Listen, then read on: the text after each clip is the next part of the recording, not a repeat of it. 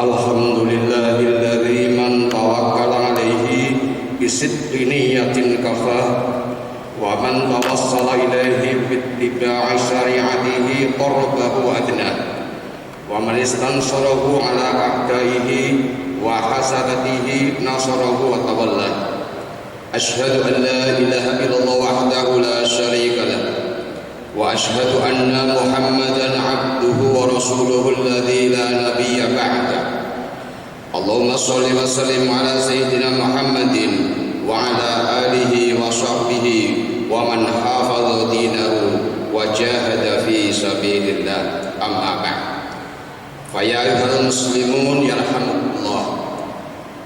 Usini nafsi wa iyyakum bi taqwallah faqad fazal muttaqun. Ittaqullah haqqa tuqatih wa la tamutunna illa wa antum muslimun. Ma'asyiral muslimin sejak Jumat rahimakumullah. Pertama-tama marilah kita memanjatkan puji syukur kepada Allah Subhanahu wa taala yang telah melimpahkan kepada kita nikmat yang begitu banyak. Saking banyaknya nikmat yang diberikan, sehingga jika kita berupaya menghitung nikmat-nikmatnya, tentu kita tidak akan sanggup menghitungnya.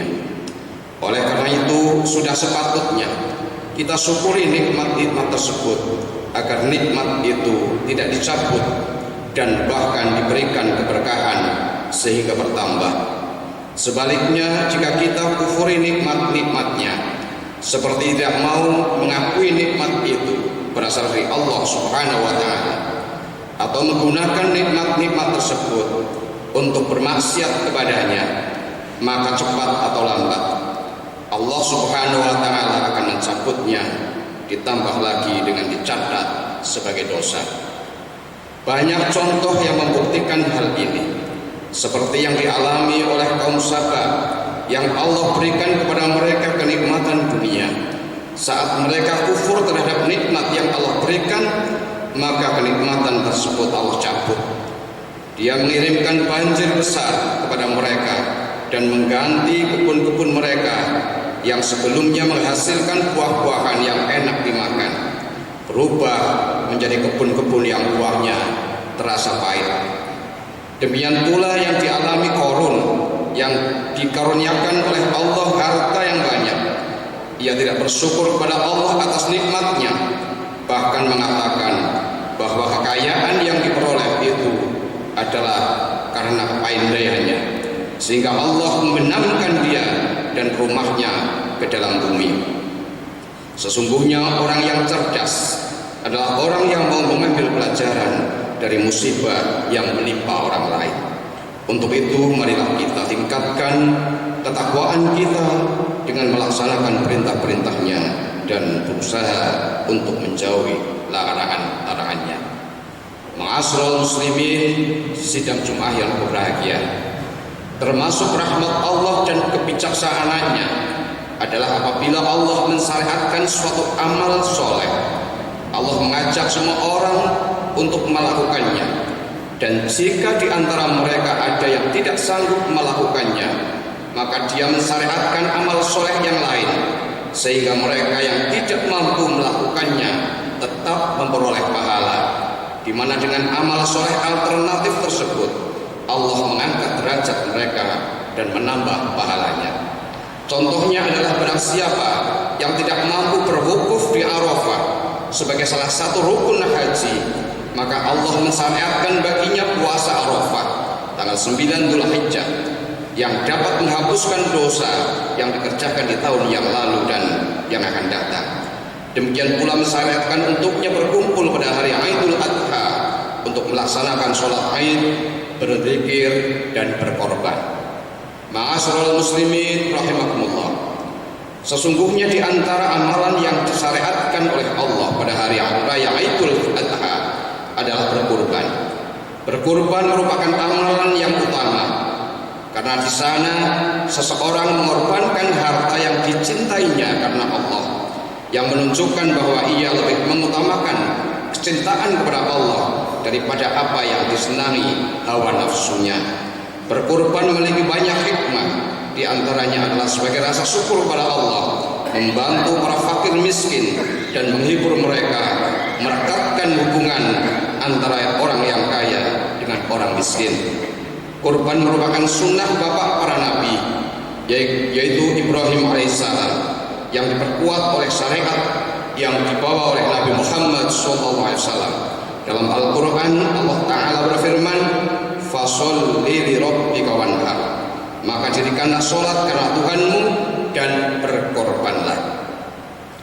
Sedangkan dalam hadis terangkan bahwa Nabi SAW tinggal di Madinah selama 10 tahun dan beliau selalu berkorban. Hadis riwayat Ahmad dan At-Tirmidzi dari Ibnu Umar radhiyallahu anhu. Menurut sebagian ulama, berkorban bagi orang yang mampu hukumnya wajib. Hal ini berdasarkan sabda Nabi SAW, "Man kana lahu sa'atun wa lam yudhi fala yaqrabanna musallana." Barang siapa yang memiliki kemampuan namun tidak mau berkorban, maka janganlah sekali-kali mendekati tempat sholat kami. Hadis riwayat Imam Ibnu Majah. Sedangkan ulama yang lain berpendapat bahwa hukumnya adalah sunnah muakkadah, sunnah yang sangat ditekankan. Ini berasal dari hadis Nabi, "Idza ra'aitum hilala dzil hijjati wa arada ahadukum ayyudhiya falyumsik an sya'rihi wa adfarihi." Apabila kamu melihat hilal bulan Sabit tanda tanggal 1 Dzulhijjah, sedangkan salah seorang di antara kamu ingin berkorban, maka tahanlah rambut dan kukunya. Hadis riwayat Imam Muslim. Kata-kata salah seorang di antara kamu ingin berkorban menunjukkan hukum sunnah. Namun untuk kehati-hatian, hendaknya seorang muslim tidak meninggalkannya ketika ia mampu berkorban, untuk berkorban tiap tahunnya. Para ulama berbeda pendapat dalam memutuskan hukum memotong rambut dan kuku bagi orang yang mau berkorban dan telah memasuki bulan Dzulhijjah. Fal yumsik ngan sya'rihi wa adfarihi. Setidaknya ada 4 pendapat. Yang pertama, Abu Hanifah dan jumhur Hanafiyah menyatakan hukumnya boleh dan tidak makruh. Menurut mereka hadis tersebut berlaku untuk para jamaah haji yang memang di antara larangannya adalah bercukur dan memotong kuku. Yang kedua, pengikut Abu Hanifah yang mutaakhirin menyatakan hukumnya khilaful aula, atau meninggalkan yang lebih baik. Jadi sebaiknya tidak memotong rambut maupun kuku. Yang ketiga, Al-Malikiyah dan Asy-Syafi'iyah memberikan hukum sunnah tidak memotong rambut maupun kuku bagi orang yang mau berkorban. Jika ia terpaksa memotongnya, maka hukumnya makruh tanzih, bukan haram. Hal ini didasarkan pada pernyataan Aisyah radhiyallahu anha bahwa Nabi SAW berkorban dan beliau tidak melarang apa yang Allah halalkan sehingga beliau menyembelihnya. Artinya Nabi SAW tidak melakukan sebagaimana orang yang ihram yang tidak boleh memotong rambut maupun kuku. Dan pendapat yang keempat dari Ahmad, Dawud Al-Zuhairi dan beberapa ulama yang lain menyatakan hukumnya haram jika memotong rambut maupun kuku. Jadi kesimpulannya, bagi orang yang akan berkorban dan sudah memasuki tanggal 1 Dzulhijjah, hari ini tanggal 3 Dzulhijjah, maka sebaiknya tidak memotong kuku maupun rambut sampai hewan kurbannya disembelih. Hikmah dari larangan tersebut sebagaimana pernyataan An-Nawawi dalam Syarah Muslim, agar seluruh bagian anggota tubuh mendapat jaminan terbebas dari api neraka. Sidang Jumat yang berbahagia, semua kebaikan dapat kita temukan ketika kita mempraktekkan petunjuk Rasulullah SAW dalam semua urusan kita. Sedangkan semua keburukan akan kita temukan ketika kita menyelisih petunjuk Nabi kita Muhammad SAW. Oleh karena itu pada kesempatan ini kami mengingatkan sedikit petunjuk Rasulullah SAW dalam masalah kurban. Yang pertama, usia hewan yang dikorbankan. Rasulullah bersabda, "La tadbahu illa musinnatan illa ayyaksuru alaikum fatadbahu jada'atan minad dha'ni." Janganlah kamu menyembelih kecuali yang musinnah, Namun jika kamu kesulitan, maka sembelihlah biri-biri atau domba yang jazaa. Hadis riwayat Imam Muslim dari Jabir radhiyallahu anhu.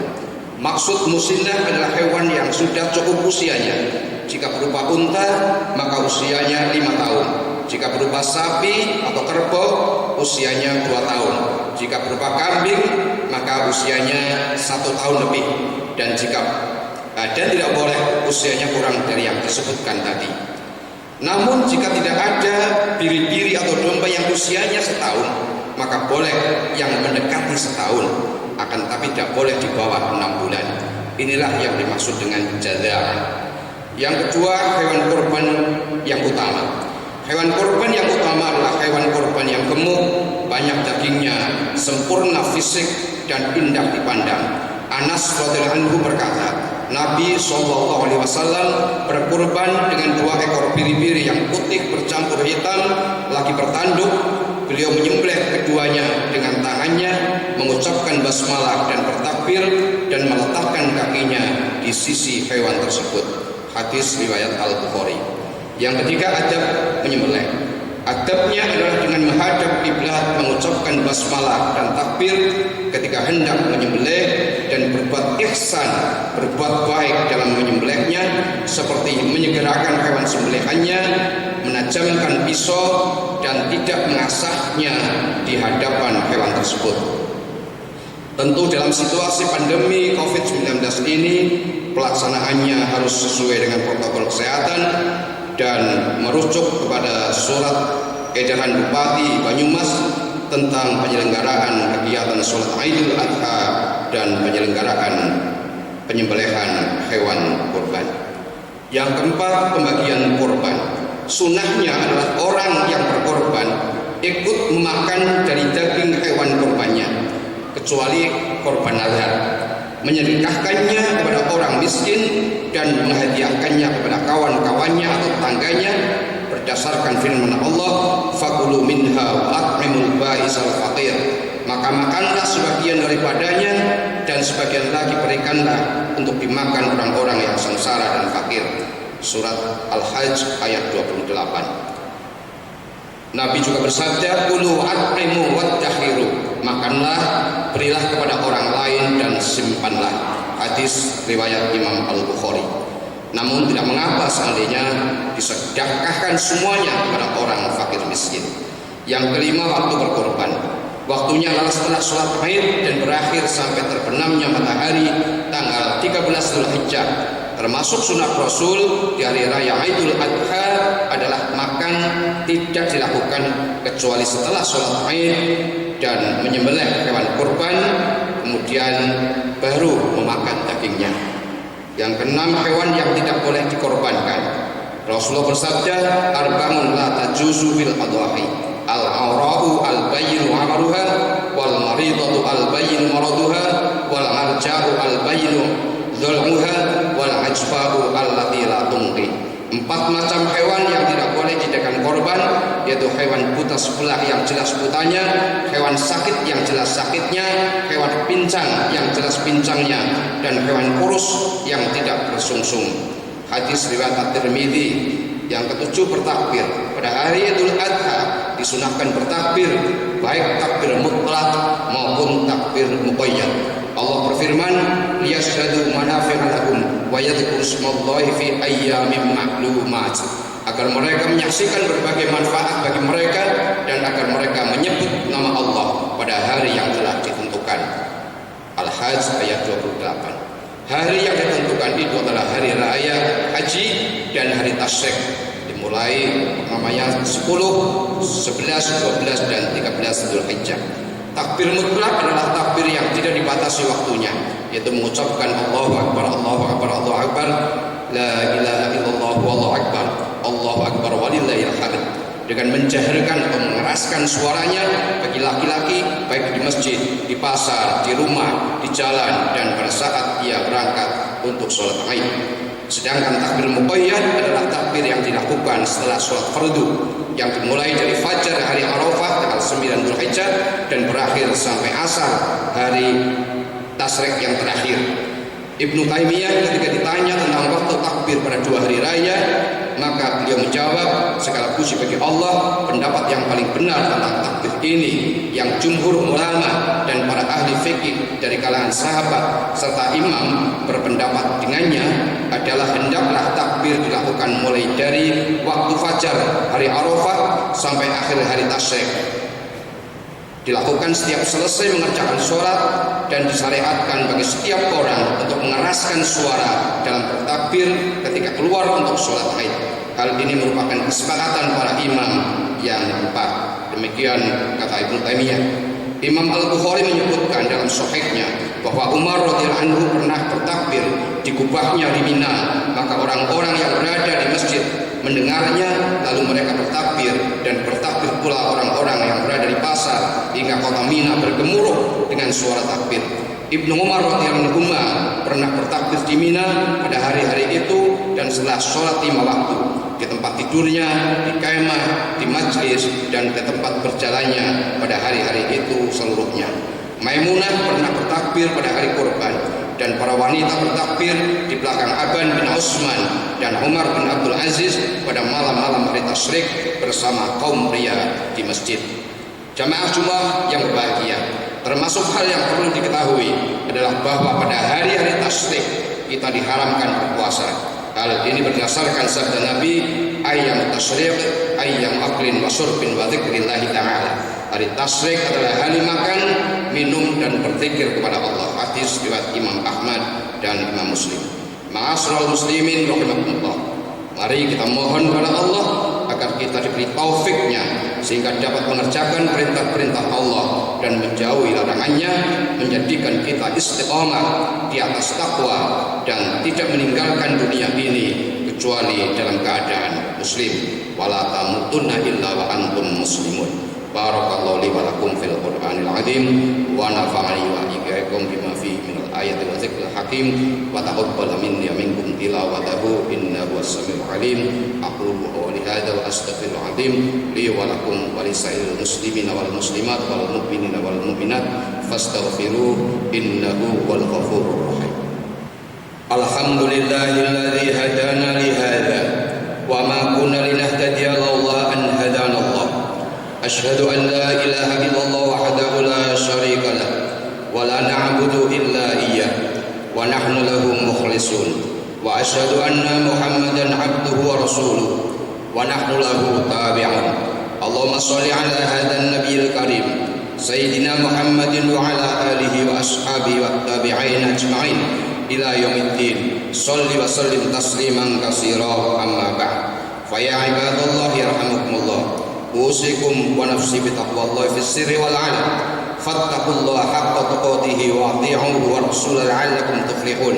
Wa'lamu ayyuhal mu'minun anna Allah ta'ala shalla 'ala nabi qadima wa bada'a bi nafsihi ta'lima. Wa qala Allah 'azza wa jalla inna Allaha wa malaikatahu yusholluna 'alan nabi ya ayyuhalladzina amanu shollu 'alaihi wa sallimu taslima. Allahumma sholli 'ala sayyidina Muhammadin wa 'ala alihi wa ashabihi wa tabi'in ajma'in warhamna ma'hum bi rahmatika ya arhamar rahimin. Allahumma ighfir lil mu'minina wal mu'minat wal muslimina wal muslimat al ahya'i minhum wal amwat innaka sami'un qaribun mujibud da'wat.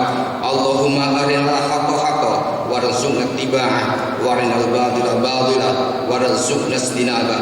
Rabbana la tuzigh qulubana ba'da idh hadaitana wa hab lana min ladunka rahmah innaka antal wahhab. Rabbana hab lana min azwajina wa dhurriyyatina qurrata a'yunin waj'alna lil muttaqina imama. Allahumma amin fi awtanina wa aslih a'immatana waj'al wulata umurina mimman khafaka wattaqaka ya rabbal alamin. Allahumma aslih jami'a wulatil muslimin wansuril islam wal muslimin wa a'li kalimataka ila yaumiddin waj'al baldatana Indonesia baldatan aminatan mutmainnatan wa sa'ira buldanil muslimin. Rabbana atina min ladunka rahmah wa hayyi' lana min amrina rasyada. Rabbana atina fid dunya hasanah wa fil akhirati hasanah wa qina adzabannar. Rabbana ighfir lana wa li ikhwanina alladhina sabaquna bil iman wa la taj'al fi qulubina ghillan lil ladzina amanu rabbana innaka ra'ufur rahim. Wa sallallahu ala Muhammad wa ala alihi wa ala alihi wasallam walhamdulillahi rabbil alamin. Ibadallah, innallaha ya'muru bil 'adli wal ihsan wa ita'i dzil qurba wa yanha 'anil fahsya'i wal munkari wal baghi ya'idukum la'allakum tadhakkarun. Fadhkurullaha al-'azim yadhkurukum washkuruhu 'ala ni'amihi yazidkum wa la dzikrullahi akbar.